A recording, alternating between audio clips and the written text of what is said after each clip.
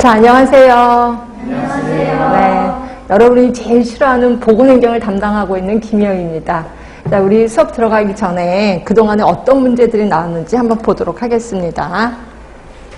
자, 보시면 이것도 공개된 문제들만 제가 좀 통계 처리를 좀 한 건데요. 자, 보시면 일단 평균치가 가장 큰 게 조직 부분이죠. 조직 부분. 그래서 보건행정 조직은 워낙 범위가 넓다 보니까 이쪽의 문제가 많이 나올 수밖에 없고요.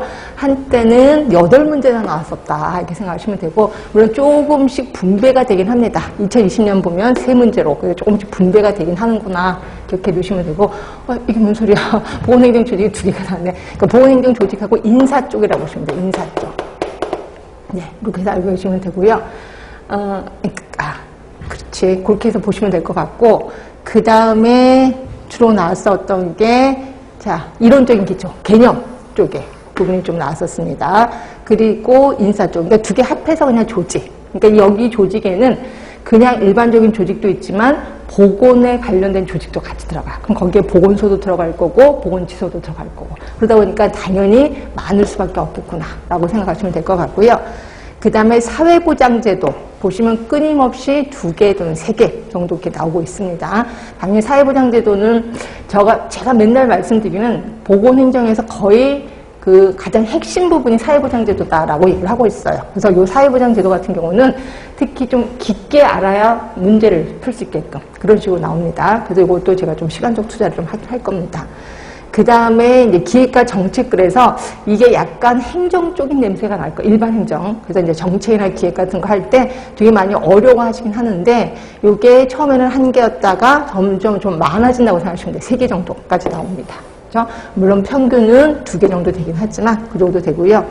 그 다음에 이제 그 다음에 이제 나머지 거, 특히 이 중에서 가장 작게 나오는 게 경제 쪽, 예산 쪽이라고 보시면 돼. 그래서 예산은 예전에 좀 많이 나왔다가 점점 줄어들었고, 그 다음에 이제는 1개 정도 나온다.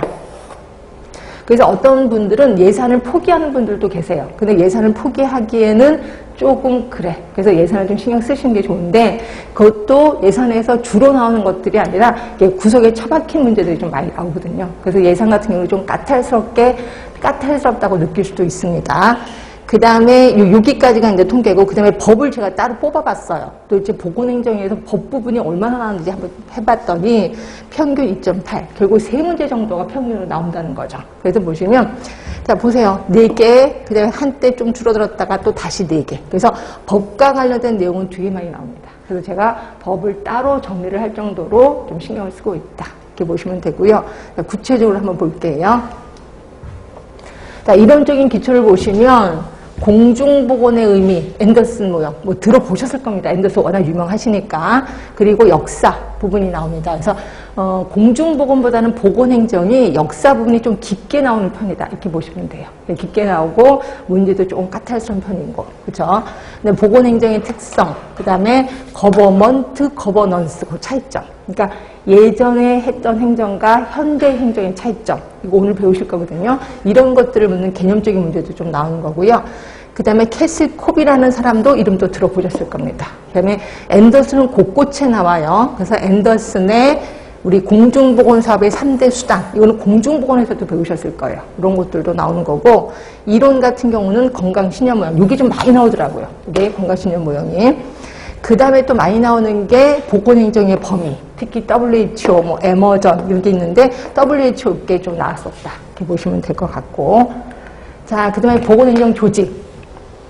아까 굉장히 많은 부분을 차지하는 곳이라고 얘기를 했습니다. 일단 호손실험서부터 그 다음에 조직의 원칙, 그 다음에 보시면 헐츠버그의 투요인 이론, 동기부여 이론, 맥그리거의 XY 다 들어보셨던 것들일 겁니다. 스와트 모형 있고, 그 다음에 이제 우리를 조금 많이 힘들어하는 게 보건복지부 쪽이에요. 그래서 보건복지부 소속 기관, 그다음에 소관 기금 이런 것들이 나오거든요. 그렇다고 해서 우리가 보건복지부 조직도를 다 외울 수는 없잖아. 그런데도 불구하고 그 조직도를 물어보는 문제들이 좀 나와서 이게 조금 힘들 것 같긴 해요. 포기하기도 그렇고.